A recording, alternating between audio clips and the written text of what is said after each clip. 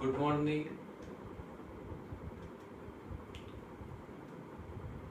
આજે આપણે એક નવી ભૌતિક રાશિ વિદ્યુત ફ્લક્સ એની ચર્ચા કરીશું. બહુ જ અગત્યની ભૌતિક રાશિ છે જેનો ઉપયોગ કોમ્પિટિટિવ એક્ઝામના MCQ, આપણે બોર્ડ એક્ઝામના VSQ અને ઉદાહરણ અને સ્વાધ્યાયના એક્ઝામ્પલમાં પણ આ ભૌતિક રાશિની મેક્સિમમ એપ્લિકેશન આપવાની છે. તો ઇલેક્ટ્રિક ફ્લક્સ સમજીએ પહેલા આપણે લેક્ચર 4 ની અંદર જે IMP થિયરી સમજેલા એકવાર રિવાઇઝ કરી લઈએ. ને જે વિદ્યાર્થીઓ લેક્ચર 4 એટેન્ડ નથી કર્યો એમને પણ વિનંતી છે, રિક્વેસ્ટ કે આપણી જે ચેનલ YouTube પરથી લેક્ચર 4 અને આગળના લેક્ચર એકવાર રિવાઇઝ કરવા અને કંઈ ડાઉટ્સ ડિફિકલ્ટી હોય તો તમે મેસેજ દ્વારા ઇન્ફોર્મ કરી શકો. તો જો આપણે લાસ્ટ લેક્ચરની અંદર બિંદુવત વિદ્યુતભારના વિદ્યુત ક્ષેત્રનો અંતર સાથેનો સંબંધ E ચલે છે 1/r². આ સંબંધ આપણે વિદ્યુત ક્ષેત્ર રેખાઓની મદદથી વ્યાખ્યાયિત કરેલો. તો જો એના બેઝિક પોઈન્ટ ફરી એકવાર રિવાઇઝ કરીએ તો ફર્સ્ટ પોઈન્ટ આવશે કે આકૃતિમાં વિદ્યુતભાર Q તેના ક્ષેત્ર સદિશો અને આંતરેલો ઘનકોણ ડેલ્ટા ઓમેગા છે. સેકન્ડ, બીજા પોઈન્ટ્સમાં બે બિંદુ ધારવા, પોઈન્ટ P1 અને P2. તો બિંદુ P1 અને P2 નું વિદ્યુતભાર Q થી અંતર R1 અને R2 છે. પછી એક સરખા બે પોઈન્ટ્સ આવશે. લાસ્ટ લેક્ચરમાં પણ કહેલું કે આ લોકડાઉન સ્કીમ છે, એક સાથે એક પોઈન્ટ ફ્રી આવશે. બિંદુ P1 પાસે આડછેદનું ક્ષેત્રફળ, એટલે ધોરણ 11 પ્રમાણે ઘનકોણનું સૂત્ર ડેલ્ટા A એટલે આડછેદનું ક્ષેત્રફળ અપોન r². તો આડછેદનું ક્ષેત્રફળ is equal to r² into delta omega ઘનકોણ. તો બિંદુ P1 પાસે r1² ડેલ્ટા ઓમેગા આડછેદનું ક્ષેત્રફળ. અને આ જ રીતે બિંદુ P2 પાસે પણ આડછેદનું ક્ષેત્રફળ is equal to r2² delta omega. Same બે પોઈન્ટ. હવે જે રિઝલ્ટ આપણે વ્યાખ્યાયિત કરવું છે એના માટે આ બંને બિંદુ પાસે ક્ષેત્ર રેખાઓની સંખ્યા વ્યાખ્યાયિત કરી. તો P1 બિંદુ પાસે એકમ ક્ષેત્રફળ દીઠ, એકમ જો આ ક્ષેત્રફળની છે, વિદ્યુત ક્ષેત્ર રેખાઓની સંખ્યા યાદચ્છિક હોય, અલગ અલગ હોઈ શકે, એટલે સરળતા માટે લઈએ એમ. આ જ રીતે બિંદુ P2 પાસે એકમ ક્ષેત્રફળ દીઠ ક્ષેત્ર રેખાઓની સંખ્યા. સેમ બીજા બે પોઈન્ટ. હવે વિદ્યુત ક્ષેત્રની તીવ્રતા જે તે બિંદુ પાસે વિદ્યુત ક્ષેત્ર રેખાઓની સંખ્યાના સમપ્રમાણમાં હોય છે. લાસ્ટ લેક્ચરમાં એની આગળ પણ આપણે આ વસ્તુ સમજી. તો P1 બિંદુ પાસે વિદ્યુત ક્ષેત્ર E1 ચલે છે એકમ ક્ષેત્રફળ દીઠ ક્ષેત્ર રેખાઓની સંખ્યા. ના જ રીતે બિંદુ P2 પાસે બંને સમીકરણનો ગુણોત્તર લઈ લો એટલે E1 upon E2 is equal to ગુણોત્તર કયો આવશે? n cancel, delta omega cancel, r2 square upon r1 square, એટલે કે E ચલે છે 1 અપોન r સ્ક્વેર. લાસ્ટ લેક્ચરમાં આપણે આટલે સુધી ભણેલા. નેક્સ્ટ વિદ્યુત ફ્લક્સ. તો વિદ્યુત ફ્લક્સ એટલે કે ફ્લક્સ એ વહન સાથે સંકળાયેલું પદ છે. વિદ્યાર્થી મિત્રો કઈ યાદ આવે છે? વહન સાથે સંકળાયેલું પદ ધોરણ 11 ચેપ્ટર 10 એમાં આપણે બે ફ્લક્સ આવતા, યાદ ખરું કે નહીં? કોઈ સાતત્ય સમીકરણ, એમાં દળ ફ્લક્સ, અને પછી આપણે જે રિઝલ્ટ વ્યાખ્યાયિત કરેલું યાદ હોય તો એને આપણે કદ ફ્લક્સ કહેતા, વહનનો દર. એના આધારે કહી શકાય કે આ જે ફ્લક્સ રહ્યું એ વહન સાથે સંકળાયેલું પદ છે. સેકન્ડ, બીજો પોઈન્ટ, ફ્લક્સ એ ક્ષેત્ર સદિશનો અગત્યનો ગુણધર્મ છે. તો જેમ જેમ આપણે ફિઝિક્સ ભણીશું એમ એમ આ ટોપિક આપણને વધારે સમજાશે. પણ હાલ જો આપણે સમજવાનો પ્રયત્ન કરીએ, ક્ષેત્ર સદિશ એટલે વિદ્યુત ક્ષેત્ર વિચારીએ, અને વિદ્યુત ક્ષેત્ર સાથે સંકળાયેલું ફ્લક્સ જેને કહીશું વિદ્યુત ફ્લક્સ. પછી એ જ રીતે ચેપ્ટર 4 અને 5 માં ચુંબકીય ક્ષેત્ર આવશે, અને ચુંબકીય ક્ષેત્રમાં વ્યાખ્યાયિત થશે ચુંબકીય ફ્લક્સ. એટલે અને એનું ઘણું જ ઇમ્પોર્ટન્સ છે. એટલે આપણે એવું કહી શકાય કે ફ્લક્સ એ ક્ષેત્ર સદિશનો અગત્યનો ગુણધર્મ છે. થર્ડ પોઈન્ટ, વિદ્યુત ફ્લક્સની વિચારધારા વડે વિદ્યુત ક્ષેત્રને તેના પ્રાપ્તિ સ્થાન સાથે સાંકળી શકાય છે. આજે વિદ્યુત ફ્લક્સનો કોન્સેપ્ટ રહ્યો, એ કોન્સેપ્ટ દ્વારા વિદ્યુત ક્ષેત્રને તેના પ્રાપ્તિ સ્થાન સાથે સાંકળી શકાય છે. ચેપ્ટરની લાસ્ટ 3 થિયરી, જેમાં આપણે ગોસનો નિયમ એપ્લાય કરીશું કે તમને આ પોઈન્ટ પ્રોપરલી વ્યવસ્થિત સમજાશે. પછી વિદ્યુત ફ્લક્સ એ ગાણિતિક ખ્યાલ છે, મેથેમેટિકલ એક્સપ્રેશન. તો ગાણિતિક ખ્યાલ કોને કહેવાય? તો આપણે ધોરણ 11 માં કાર્ય બળ ગુણ્યા સ્થાનાંતર, એટલે કાર્યને ગાણિતિક ખ્યાલ કહી શકાય. પાવર કાર્ય ભાગ્યા સમય, તો પાવરને ગાણિતિક ખ્યાલ કહી શકાય. એટલે એવી રાશિ કે જે બે રાશિઓની હેલ્પથી ગુણાકાર ભાગાકારથી વ્યાખ્યાયિત થતી હોય, એવી રાશિને આપણે ગાણિતિક ખ્યાલ મેથેમેટિકલ એક્સપ્રેશન કહી શકાય. એટલે આગળ એનું ગાણિતિક સ્વરૂપ આવશે એટલે આપણને સમજાશે કે વિદ્યુત ફ્લક્સ એ ગાણિતિક ખ્યાલ છે, અને જેનું ભૌમિતિક અર્થઘટન કરી શકાય છે. તો કાર્યની વ્યાખ્યા સબને માલુમ છે કે બળ અને સ્થાનાંતરના ગુણાકારને કાર્ય કહે છે.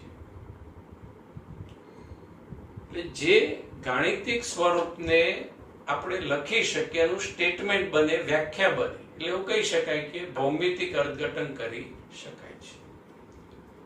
તો વિદ્યુત ફ્લક્સ સાથે સંકળાયેલી કેટલીક બેઝિક માહિતી જે આપણે VSQ અને MCQ ના સંદર્ભમાં યાદ રાખવી પડે. તો ફર્સ્ટ પોઈન્ટ આવશે વહન. ફ્લક્સ એ વહન સાથે સંકળાયેલું પદ છે, સ્ટાન્ડર્ડ 11 પ્રમાણે. ફ્લક્સ એ ક્ષેત્ર સદિશનો અગત્યનો ગુણધર્મ છે. જેમ ફિઝિક્સ ભણીશું એમ સમજાશે. વિદ્યુત ફ્લક્સની વિચારધારા વડે વિદ્યુત ક્ષેત્રને તેના પ્રાપ્તિ સ્થાન સાથે સાંકળી શકાય છે. ચેપ્ટરની લાસ્ટ 3 થિયરી. વિદ્યુત ફ્લક્સ એ ગાણિતિક ખ્યાલ છે, એનું મેથેમેટિકલ એક્સપ્રેશન શક્ય એટલે ગાણિતિક ખ્યાલ છે, અને જેનું ભૌમિતિક અર્થઘટન, જેને વ્યાખ્યાયિત કરી શકાય છે, વ્યાખ્યા આપી શકાય છે. તો આ વિદ્યુત ફ્લક્સના ઇમ્પોર્ટન્સ પોઈન્ટ્સ છે. ફ્લક્સના 2 સ્પેશિયલ કેસ છે જે થિયરીમાં પૂછાય એવી કોઈ શક્યતા નથી. એમસીક્યુ અને એક્ઝામ્પલ માટે કોન્સેપ્ટ તમારે ધ્યાનમાં રાખવો પડે. કેસ 1, સમાન વિદ્યુત ક્ષેત્રમાં વિદ્યુત ફ્લક્સ. સમાન વિદ્યુત ક્ષેત્ર. તો પહેલા જ આપણને ક્વેશ્ચન થાય કે સાહેબ વિદ્યુત ક્ષેત્ર ઓકે, પણ સમાન વિદ્યુત ક્ષેત્ર. તો સમાન વિદ્યુત ક્ષેત્ર એટલે એવું ક્ષેત્ર કે જેમાં દરેક બિંદુ પાસે વિદ્યુત ક્ષેત્રનું મૂલ્ય અને દિશા સમાન હોય, એને સમાન વિદ્યુત ક્ષેત્ર કહી શકાય. બીજી વસ્તુ, સમાન વિદ્યુત ક્ષેત્રની જે વિદ્યુત ક્ષેત્ર રેખાઓ રહી એ ઓલવેઝ પેરેલલ હોય અને એકબીજાથી સમાન અંતરે હોય. તો આવા સમાન વિદ્યુત ક્ષેત્રમાં આ નવી રાશિ વિદ્યુત ફ્લક્સ આજે આપણે વ્યાખ્યાયિત કરવી. તો નવી રાશિ વ્યાખ્યાયિત કરવા માટે પહેલા તો એક સમાન વિદ્યુત ક્ષેત્ર આ રીતે આપણે દર્શાવીએ. જો હમણાં જ કહ્યું કે ક્ષેત્ર રેખાઓ પરસ્પર સમાંતર, તો સમાંતર છે અને દરેક બિંદુ પાસે વિદ્યુત ક્ષેત્રનું મૂલ્ય સમાન. એટલે ધારો કે કોઈ સમાન વિદ્યુત ક્ષેત્ર સદિશ E છે. હવે આ વિદ્યુત ક્ષેત્રની અંદર આપણે પૃષ્ઠ, સરફેસ મૂકેલી આપણે વિચારીએ. તો અત્યારે હાલ આ સરફેસ પૃષ્ઠ જે ક્ષેત્રને લંબ રૂપે મૂકેલી દર્શાવેલી છે. હવે જેનો ક્ષેત્રફળનો સદિશ અહીં સદિશ S વડે દર્શાવેલ છે. ઘણી રેફરન્સ બુકમાં ક્ષેત્રફળનો સદિશ સદિશ કેપિટલ A વડે પણ દર્શાવાય. એટલે અત્યારે આપણે સદિશ S વડે દર્શાવીએ. હવે વિદ્યુત ક્ષેત્રની આપણે 3 વ્યાખ્યાઓ કહેલી. કેટલી? 3. એમાં પ્રથમ વ્યાખ્યા યાદ કરી તો કોઈ વિદ્યુતભાર કે વિદ્યુતભારનું તંત્ર એના આસપાસના જેટલા વિસ્તાર સુધી તેની અસર પ્રવર્તી હોય તેટલા વિસ્તારને તે વિદ્યુતભાર કે વિદ્યુતભારના તંત્રનું વિદ્યુત ક્ષેત્ર કહે છે. બીજી વ્યાખ્યા સૂત્ર પરથી યાદ રાખવાની. સદિશ E of સદિશ R is equal to સદિશ F of સદિશ R upon Q naught. વિદ્યુત ક્ષેત્રમાં કોઈ બિંદુ પાસે મૂકેલા એકમ ધન વિદ્યુતભાર પર લાગતા વિદ્યુત બળને તે બિંદુ પાસેનું વિદ્યુત ક્ષેત્ર કહે છે. ફ્લક્સ વ્યાખ્યાયિત કરવા માટે વિદ્યુત ક્ષેત્રની ત્રીજી વ્યાખ્યા આપણે સમજીએ. કોઈ બિંદુ આગળ વિદ્યુત ક્ષેત્ર એટલે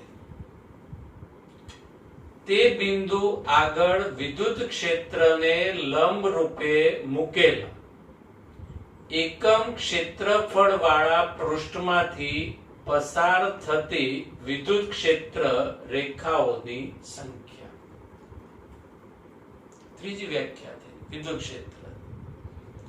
કોઈ બિંદુ આગળ વિદ્યુત ક્ષેત્ર એટલે તે બિંદુ આગળ વિદ્યુત ક્ષેત્રને લંબ રૂપે મૂકેલા એકમ ક્ષેત્રફળ વાળા પૃષ્ઠમાંથી પસાર થતી વિદ્યુત ક્ષેત્ર રેખાઓની સંખ્યા તે બિંદુ આગળનું વિદ્યુત ક્ષેત્ર કહે છે. વ્યાખ્યા આપણે ભૂમિતિની અંદર એપ્લાય કરીએ.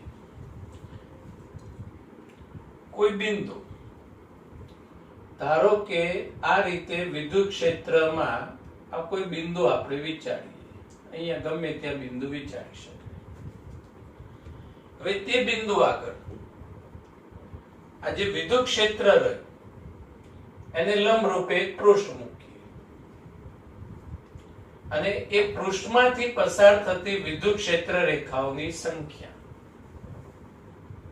ને જે તે બિંદુ આગળનું વિદ્યુત ક્ષેત્ર કહે છે. અને આ સંબંધ તો આપણને ખ્યાલ છે કે વિદ્યુત ક્ષેત્રની તીવ્રતા અર્થાત વિદ્યુત ક્ષેત્ર એ ક્ષેત્ર રેખાઓની સંખ્યાના સમપ્રમાણમાં હોય છે. તો અહીંયા આપણે કોઈ પણ બિંદુ પાસે વિદ્યુત ક્ષેત્ર એટલી ત્રીજી વ્યાખ્યા તે બિંદુ પાસે વિદ્યુત ક્ષેત્રને લંબ રૂપે મૂકેલા એકમ ક્ષેત્રફળમાંથી પસાર થતી ક્ષેત્ર રેખાઓની સંખ્યાને તે બિંદુ પાસેનું વિદ્યુત ક્ષેત્ર કહે છે. હવે જે વ્યાખ્યા રહી એને મેથેમેટિકલી એક્સપ્રેસ કરીએ આપણે, મેથેમેટિકલ સ્વરૂપ ગાણિતિક સ્વરૂપ આપીએ તો પ્રથમ જે તે બિંદુ પાસે વિદ્યુત ક્ષેત્ર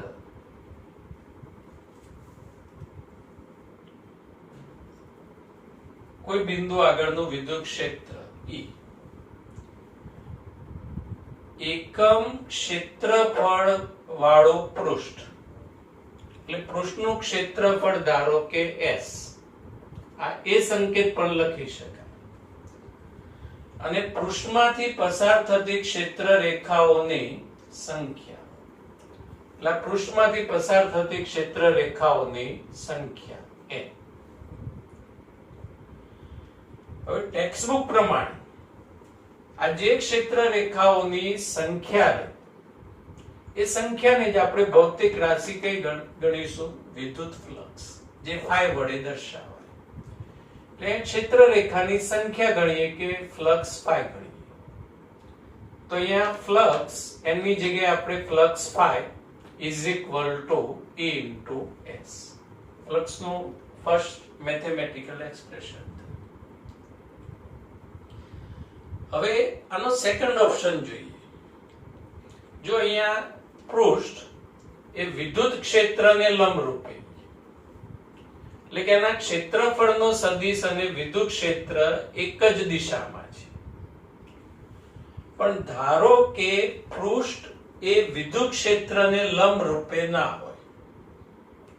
જો આ સેકન્ડ ફિગર બી જો કે આ વિદ્યુત ક્ષેત્રમાં પૃષ્ઠ સહેજ નમી ગયેલું છે, એટલું બધું ના નમાવતા કે પૃષ્ઠ આમ હેઠું પડી જાય.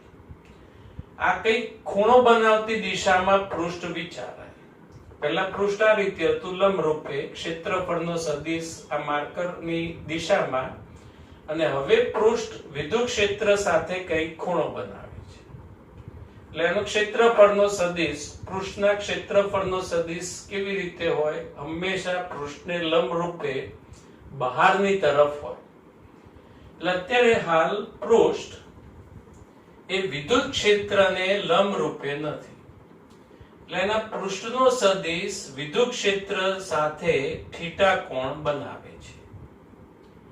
તો આવી સિચ્યુએશનમાં વ્યાખ્યાની એપ્લિકેશન કઈ આવશે? તો કોઈ બિંદુ પાસે વિદ્યુત ક્ષેત્ર એટલે E, તે બિંદુ પાસે વિદ્યુત ક્ષેત્રને લંબ રૂપે મૂકેલા. અહીં થોડાક આપણે કન્ફ્યુઝ થઈશું કે સાહેબ આ જે પૃષ્ઠ રહ્યું એ તો વિદ્યુત ક્ષેત્રને લંબ નથી, નમી ગયું છે, પડું થઈ ગયું છે. તો હવે કેમનું લંબ રૂપે મૂકેલું એકમ ક્ષેત્રફળ વાળું પદ આવશે? અહીંયા સમજજો, સદિશ S ના બે ઘટક વિચારી શકાય. ખૂણા બાજુનો ઘટક આવશે S cos θ અને એ સિવાયનો ઘટક કયો આવશે? S sin θ. હવે છેદમાં એકમ ક્ષેત્રફળ એટલે અહીંયા કયું પદ રાખવું? S cos θ આવશે કે n sin θ આવશે? તો તમે લોજિક એપ્લાય કરી શકો. આજે ફિગર એ માં પૃષ્ઠ એ વિદ્યુત ક્ષેત્રને લંબરૂપ, એટલે કે વિદ્યુત ક્ષેત્ર અને પૃષ્ઠના સદિશની દિશા એક જ. ખ્યાલ આવે છે આમાં? તો અહીંયા પણ સદિશ S નો એવો જ ઘટક અહીં છેદમાં લખાય કે જે વિદ્યુત ક્ષેત્રની દિશામાં હોય. કયો ઘટક? ચાલો આ બંનેમાંથી આવવો જોઈએ. S cos θ છે, કેમ કે વિદ્યુત ક્ષેત્રની દિશામાં, અને જેને કારણે એ ઘટક વિદ્યુત ક્ષેત્રને લંબ ગણી શકાય. આ સમજજો, પરિસ્થિતિ લંબ, પણ બે સદિશની દિશા કેવી? એક જ. એટલે અહીંયા આવશે S cos θ. અહીંયા સંખ્યા, જેને આપણે કહીશું વિદ્યુત ફ્લક્સ phi. તો અહીંયા વિદ્યુત flux phi is equal to ES cos θ. અર્થાત વિદ્યુત ફ્લક્સ is equal to સદિશ E ડોટ સદિશ S લખી શકાય. આ સમાન વિદ્યુત ક્ષેત્રમાં વિદ્યુત ફ્લક્સનું પ્રમાણિત સ્ટાન્ડર્ડ સૂત્ર થયું. ખાસ યાદ રાખવા. આ ડોટ ગુણાકાર, જેમ કે આપણે AB cos θ હોય તો સદિશ A ડોટ સદિશ B લખીએ, એ રીતે ES cos θ હોય તો સદિશ E ડોટ સદિશ S લખી શકાય. θ નો અર્થ થશે સદિશ E વિદ્યુત ક્ષેત્ર અને સદિશ S પૃષ્ઠના ક્ષેત્રફળના સદિશ વચ્ચેનો ખૂણો. હવે કેટલાક બેઝિક VSQ વિદ્યુત ફ્લક્સ ખાલી જગ્યા રાશિ છે. તો વિદ્યુત ફ્લક્સ ડોટ ગુણાકાર, એટલે કહી શકાય કે અદિશ રાશિ છે. વિદ્યુત ફ્લક્સના એકમ કયા? તો જો અહીંયા વિદ્યુત ક્ષેત્ર અને એક એકમ ન્યૂટન પર કુલમ, S ક્ષેત્રફળ મીટર સ્ક્વેર, એટલે અનેક એકમ ન્યૂટન મીટર સ્ક્વેર પર કુલમ. પછી યાદ હોય તો વિદ્યુત ક્ષેત્રનો બીજો એકમ આગળ આપણે ચર્ચામાં આવી ગયેલો છે, વોલ્ટ પર મીટર, S મીટર સ્ક્વેર. એક મીટર કેન્સલ એટલે વોલ્ટ ઇન્ટુ મીટર. અને એનો ત્રીજો એકમ from the name of scientist weber, જે આ રીતે દર્શાવાય WB. ફ્લક્સનું પારિમાણિક સૂત્ર ન્યૂટનની જગ્યાએ શું લખાશે? નંબર યાદ રાખવાનો આપણે કહ્યું તો 112 112 m1 l1 t-2. મીટર સ્ક્વેરની જગ્યાએ L2 અને નીચે કુલમની જગ્યાએ at a1 t પર, એટલે એનું સાદુરૂપ આવશે m1 l3 t-3 a-1. આ બધી જ ચર્ચામાંથી આટલી વસ્તુ તો આપણે યાદ રાખવી જ પડે. વિદ્યુત ફ્લક્સનો સંકેત કયો? phi. વિદ્યુત ફ્લક્સનું જનરલ સામાન્ય સમીકરણ સમાન વિદ્યુત ક્ષેત્ર માટે કયું? તો phi is equal to સદિશ E ડોટ સદિશ S. સૂત્ર પરથી કઈ ભૌતિક રાશિ છે? અદિશ. એના એકમ અને એનું પારિમાણિક સૂત્ર. એક એકમ ન્યૂટન મીટર સ્ક્વેર પર કુલમ, બીજો એકમ વોલ્ટ ઇન્ટુ મીટર, અને ત્રીજો એકમ વેબર. અને એકમ પરથી એનું પારિમાણિક સૂત્ર m1 l3 t-3 a-1.